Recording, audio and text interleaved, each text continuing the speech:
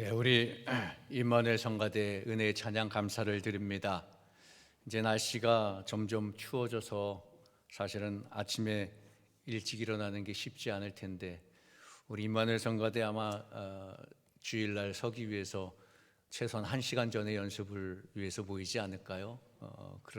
그러려면 집에서 또 1시간 전에 일어나야 되겠고, 그러면 참 새벽 아침에 일찍부터 움직이셔야 되는, 그런데 그래도 마다 않고 이렇게 아침마다 제가 이렇게 기도할 때 예배 오기 전에 바로 기도를 함께 하고 오는데요, 표정들을 이렇게 한번 휙 보면 너무나 아주 은혜로운 표정들이에요. 그래서 너무 제가 은혜를 받고 먼저 이렇게 올라옵니다. 너무 감사하고요.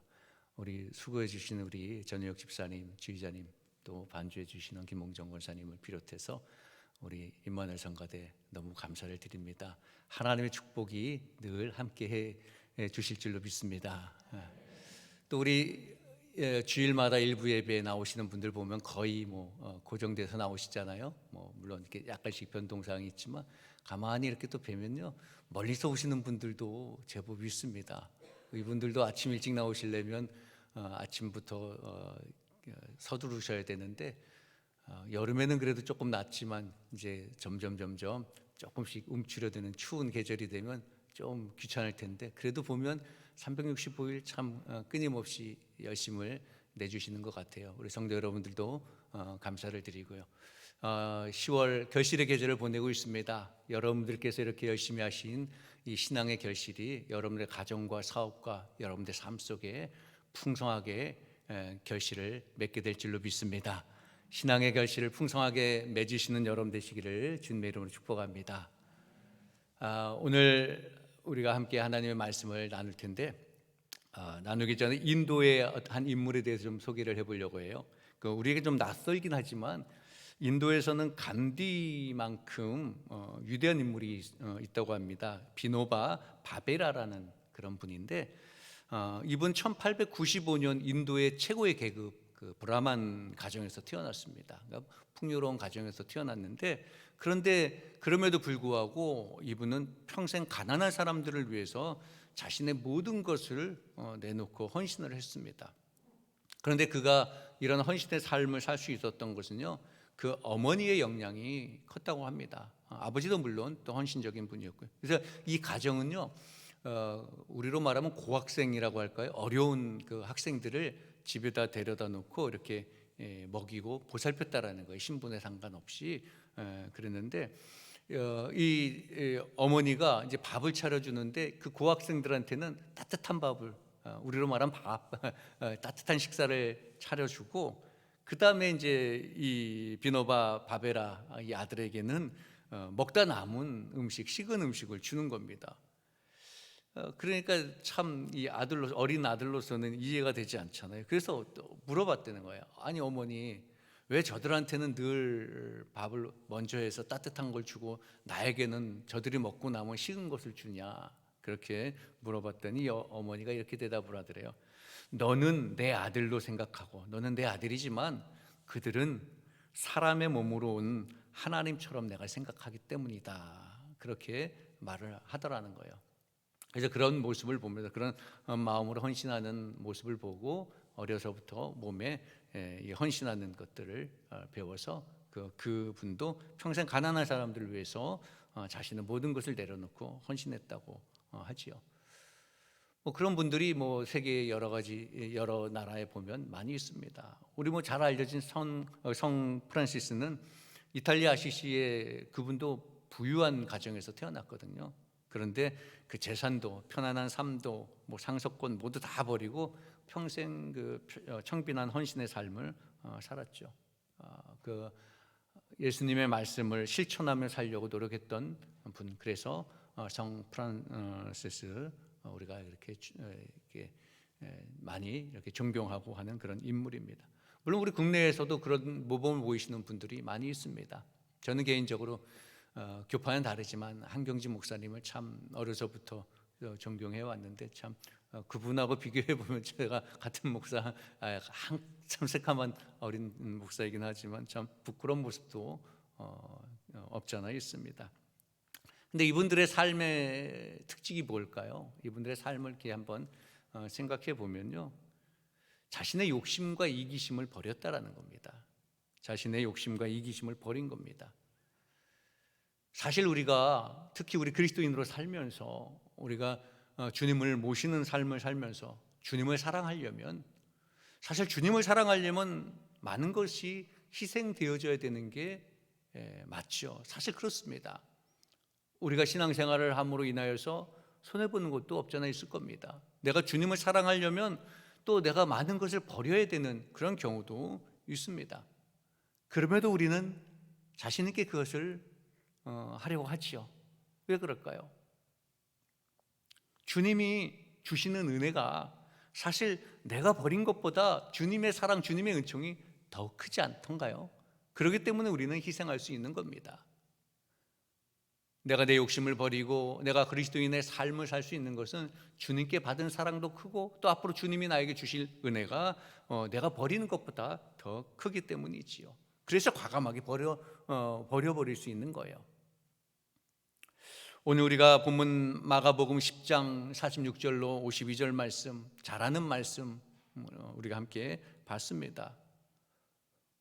사실 오늘 우리가 본문을 통해서 본문 중에서 우리가 생각할 때는 참 별거 아닌 것 같은데 사실 그 바디메오 본인에게는 아주 귀중한 겉옷을 벗어버린 바디메오의 그 행동을 한번 함께 생각해 보려고 합니다. 오늘 성경에 말씀한 대로 바디메오는 디메오의 아들로 여리고의 맹인으로 태어났습니다. 맹인이고 거지지요. 아마 이 바디메오의 가장 큰 소망은 앞을 보는 거죠. 그리고 거지로 살던 이 생활을 청산하는 겁니다. 그런데 보질 못하니까 구걸하면서 살 수밖에 없었습니다. 그런 중에 어느 날 예수님께서 지나간다는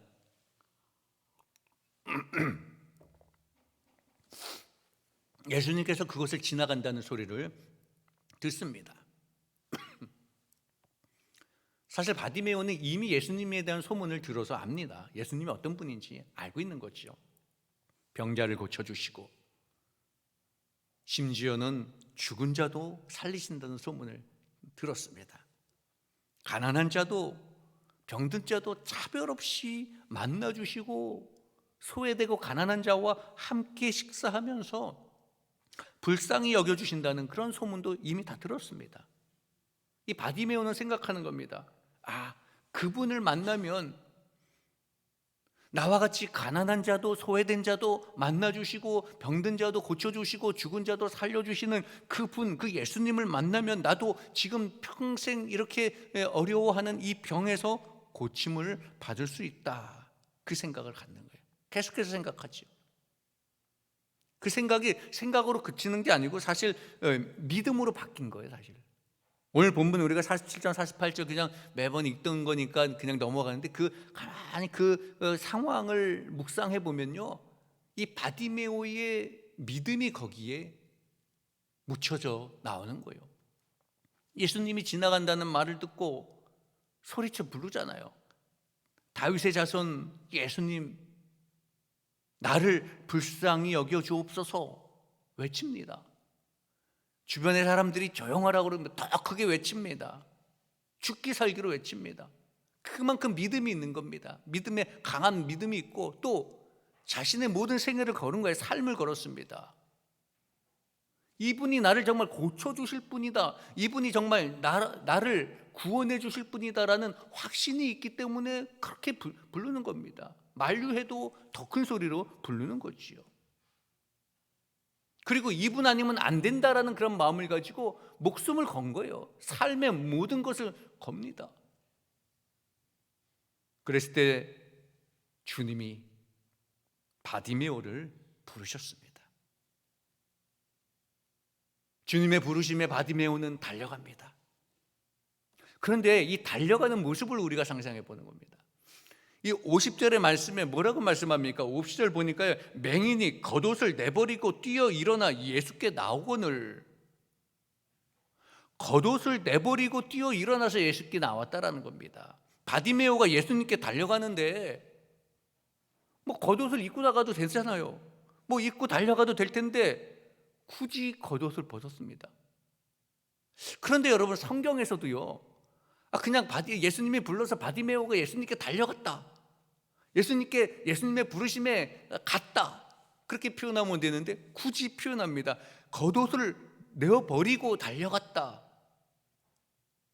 성경엔 굳이 왜 이렇게 이 사실을 분명하게 그렇게 기록했을까요? 겉옷을 버린 것에 대해서 분명하게 표현하고 있습니다. 오늘 이 부분을 우리가 함께 묵상해 보려고 합니다. 바디메오가 겉옷을 벗고 달려간 이유가 뭘까? 가장 먼저는요, 거추장스럽죠. 겉옷이 무겁고 거추장스럽습니다. 거추장스러워서 벗어버린 거예요. 우리 영화 같은 거 보면 조금 이렇게 상상이 되는데, 예수님 당시 유대인들의 옷은 어떻습니까? 옷은요, 속옷이 있고 겉옷이 있고 거기에 허리띠를 메고 또 두건을 합니다. 그래서 보통 이 무릎이나 발목까지 길게 늘어뜨리는 겉옷을 입잖아요. 그죠? 영화 같은 데도 보면 재현해서 그렇게 나오지요. 그러니까 숄이라고 그러나요? 숄처럼 생긴 그 겉옷을 이렇게 두르는 겁니다. 그리고 두건이나 베일을 쓰고 샌들을 신고, 예수님 당시의 옷차림이 그런 옷차림입니다. 근데 대부분 그 당시 사람들은요, 옷이 몇 벌 안 되는 거예요. 오늘날 우리는 옷이 여러 벌 있지만 몇 벌 안 되는 옷을 오랫동안 아껴 입습니다. 그리고 이제 축제나 잔치 때 입는 옷들은, 그런 귀한 옷들은 잘 안 입고, 또 그런 귀한 옷은 대대로 물려 입기도 했다고 하더라고요.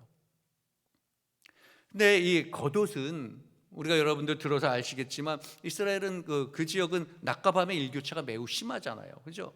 그래서 주로 두꺼운 양털로 만들었거든요.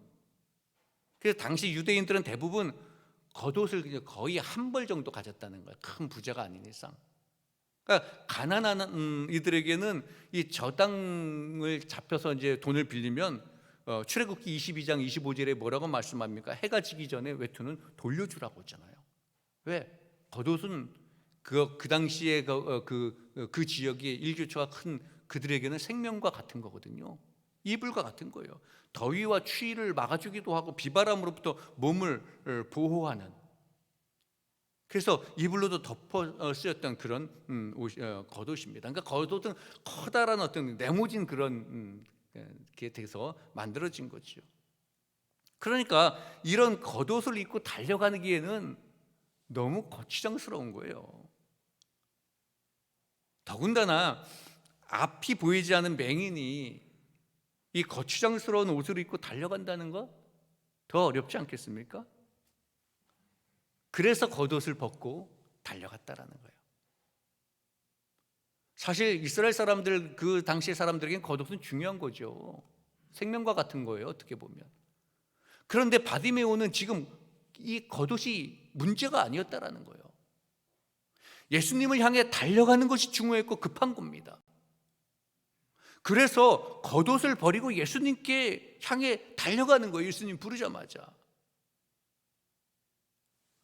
바디메오가 예수님께 달려가는데 이 거추장스러운 것을 그래서 벗어버리고 달려갔죠. 여러분, 우리도 예수님께 다가서는데, 예수님께 달려가는데 겉옷이 거추장스럽듯이 우리에게도 지금, 나에게도 지금 예수님께로 가는데, 믿음의 삶을 사는데 혹시 거추장스러운 것들이 없습니까? 내가 예수님께로 달려가려고 믿음의 생활을 하고 믿음의 신앙의 결실을 맺고자 하는데 나를 가로막고 나를 거추장스럽게 해서 나의 이 믿음의 삶을, 그 활동을 불편하게 하는 것들이 없습니까? 벗어버리라는 겁니다. 겉옷을, 그 거추장스러운 것을. 사도 바울도 예수님을 만나기 전에 자신의 커리어에 대해서, 자신의 어떤 능력에 대해서 어떻게 나열합니까? 빌립보서 3장 5절 6절에 자신에 대해서 이렇게 소개합니다. 나는 8일 만에 할례를 받았고, 전통적인 유대인이라는 거죠. 이스라엘 족속이요, 베냐민 지파요, 베냐민 지파는 유다 지파와 베냐민 지파가 전통적인 남유다를 이어온 혈통이거든요. 베냐민 지파요. 히브리인 중에 히브리인, 그러니까 순수 혈통이라는 겁니다. 율법으로는 바리새인이요 열심으로는 교회를 박해하고 율법의 의로는 흠이 없는 자라. 퍼펙트합니다. 지금으로 보면 아주 엄청난 커리어입니다. 스펙이 이 정도면 어디를 가서도 밀리지 않는 스펙입니다. 그런데 이 빌립보서 3장 5절 6절에 이렇게 하고 7, 8절에 이어서 사도 바울은 뭐라고 또 말합니까? 그러나 무엇이든지 내게 유익하던 것을 내가 그리스도를 위하여 다 해로 여길 뿐더러 또한 모든 것을 해로 여김은 내 주 그리스도 예수를 아는 지식이 가장 고상하기 때문이라. 그렇게 엄청난 스펙이지만 내가 그리스도를 얻기 위하여서, 내가 그리스도를 향하여서 달려가는 내 신앙의 삶을 위해서 그것이 내 걸림돌이 되어서 거추장스럽기 때문에 내가 그것을 벗어버린다는 겁니다. 벗어버렸다라는 겁니다. 해로 여긴다라는 겁니다. 심지어는 내가 그렇게 자랑스럽게 생각했던 것을, 모든 것을 배설물로 여겼다까지 표현합니다. 예수님을 영접하고 예수님을 모시고 신앙의 삶을, 믿음의 삶을 살아갔는데 그런 것들이 거추장스러웠다라는 겁니다. 거추장스러울 것 같기 때문에 벗어버렸다라는 겁니다. 여러분, 우리의 신앙의 삶 속에는, 여러분들의 믿음 생활 속에 혹시 거추장스러운 것이 없습니까? 걸리는 것이 없습니까? 나의 명예 때문에, 물질 때문에, 나의 어떤 삶의 환경이 세상에 집중되어 있어서 신앙의 삶을 사는데, 신앙의 열매를 맺는데 걸림돌이 되고 있지 않습니까? 바디메오는 거추장스러운 이 겉옷을 벗어버렸습니다.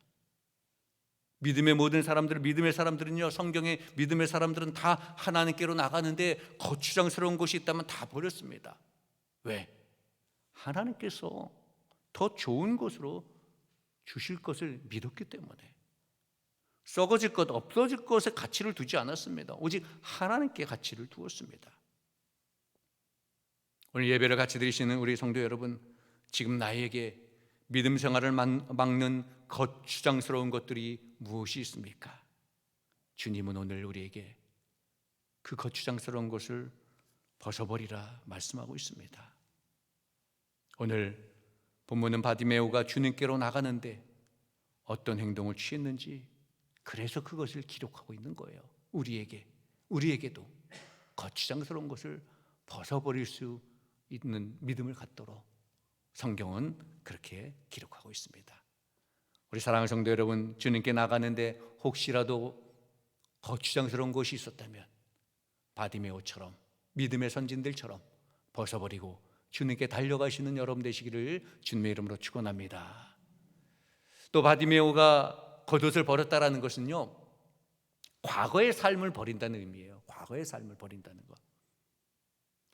이제 바디메오가 예수님의 부르심에 이 거추장스러운 겉옷을 내팽개치고 달려갔지요. 이것은 바로 자신의 과거도 버린다는 의미가 있어요. 지금 이 바디메오의 과거는 무엇입니까? 맹인이고 거지라는 거죠. 늘 같은 옷을 입고 같은 자리에서 구걸하던 사람입니다.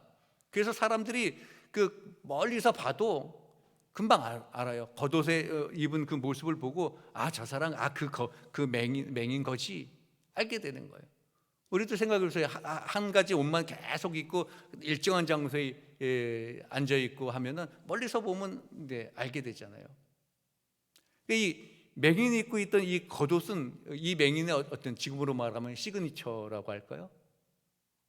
많은 사람들이 그 맹인의 그 겉모습, 겉옷 입은 모습을 보면 아는 겁니다.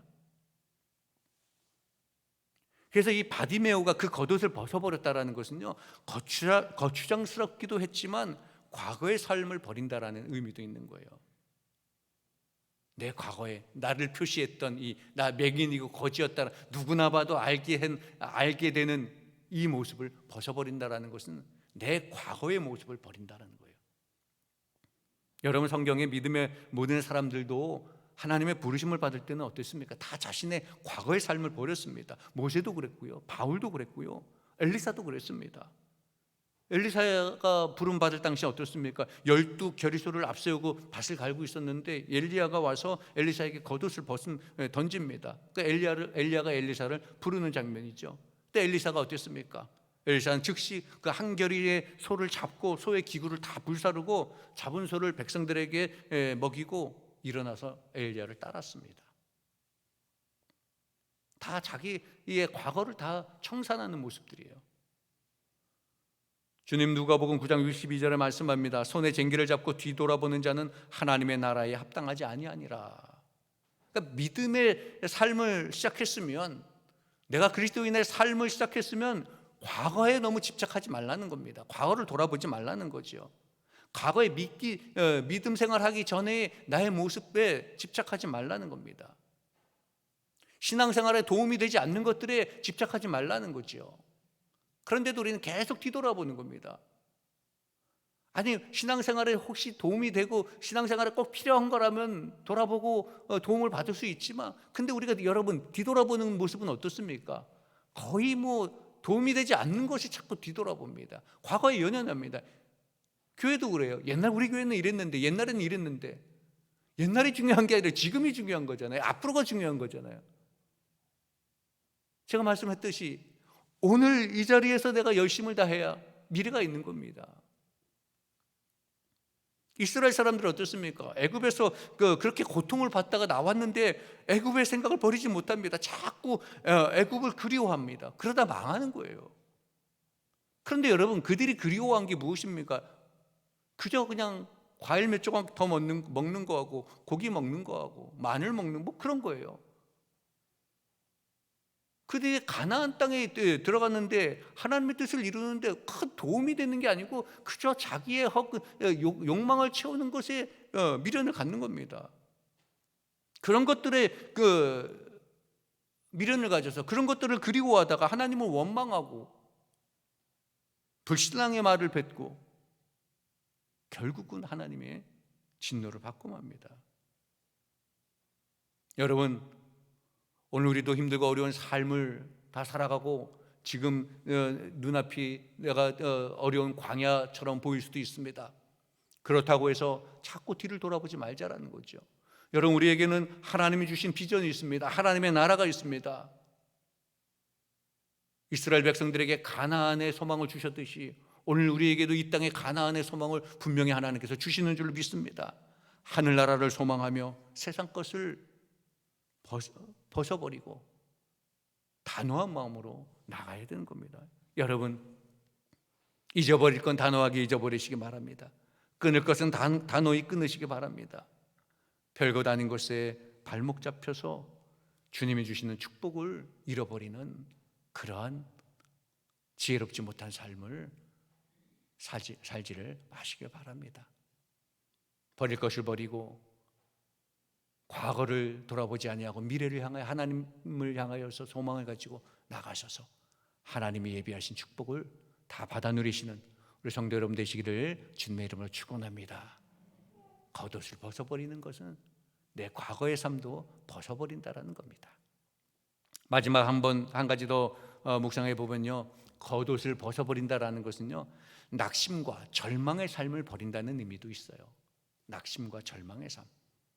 이 바디메오가 맹인으로 태어났는데 얼마나 절망스럽습니까? 사실 그 절망에 대해서는 우리가 상상할 수는 없죠. 그 불편함이 어느 정도인지 사실 상상이 잘 안 됩니다. 가끔 학교에서 그런 체험도 한다고 하지만 그 장애우의 체험을 한다고 하지만 우리가 그분들을 정말 그분들의 어려움을 그분들의 절망감을 느끼기는 쉽지 않죠. 더군다나 바디메오는 맹인에다 거지였습니다.